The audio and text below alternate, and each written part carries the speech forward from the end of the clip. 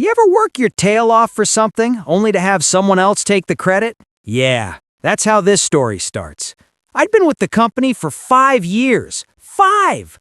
I'd trained half the team, stayed late, covered shifts, and still hit every goal they threw at me.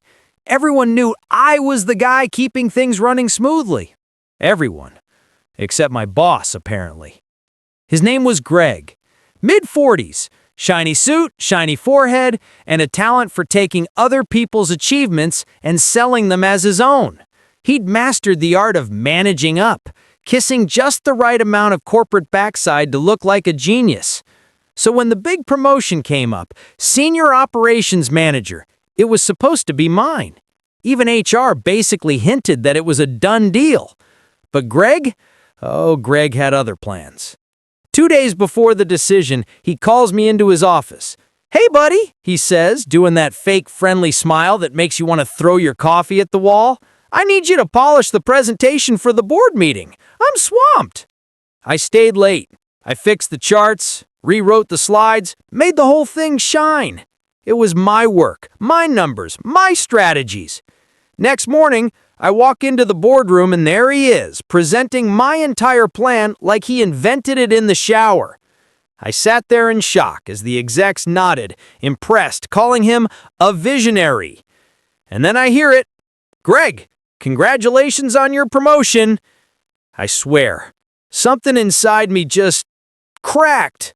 Now, I didn't flip the table or quit in a blaze of glory. Nope, that's not how karma works.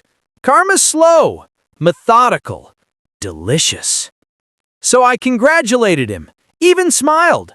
I said, "You deserve it," with the kind of politeness that should have been classified as a weapon.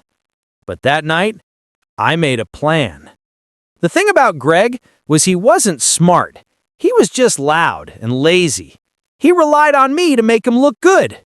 Without me, he'd sink like a brick in a swimming pool. So for the next few months, I gave him exactly what he asked for. Nothing special. I followed orders, avoided initiative, and started documenting everything. Emails, project files, timelines. I had a record of who did what. Meanwhile, I started connecting with other departments, quietly, helping them out, sharing my expertise, building trust. Then, when a big restructuring came down from corporate, guess who the higher-ups wanted input from? Yeah, me. They asked for reports, data, and long-term projections, and all of it had my name on it this time. Greg, he didn't even know what was happening. He was too busy taking selfies with his new nameplate. Fast forward 6 months. Corporate calls a surprise audit. Apparently, they'd found some inconsistencies in performance reporting. Guess whose department was under review? Greg's. And remember those reports he'd been submitting, the ones filled with numbers he didn't understand and charts I used to make? Yeah, turns out when you stop doing his job for him, his magic act falls apart real fast. During the audit, I was polite, helpful, the model employee. I gave him every file, every email, every timestamp. All of it clean, traceable, professional. Greg? He stumbled through explanations, blamed technical issues, even tried to point fingers at me. The auditor just raised an eyebrow and said, "Funny, all the files show him as the author." A week later, HR sent out a company-wide memo. Effective immediately, Greg Thompson has resigned to pursue other opportunities. Sure, resigned.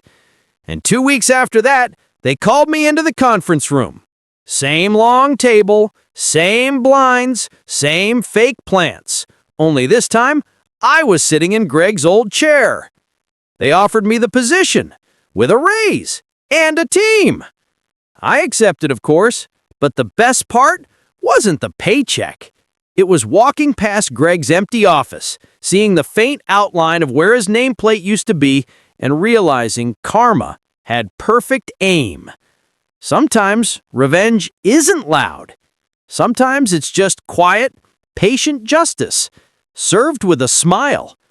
If you've ever had someone take credit for your work, you know exactly how satisfying this feels. And if you love stories where karma does the heavy lifting, make sure to hit that subscribe button and join the Echoes of Betrayal family. We tell stories that remind you justice might take time, but it never forgets your address.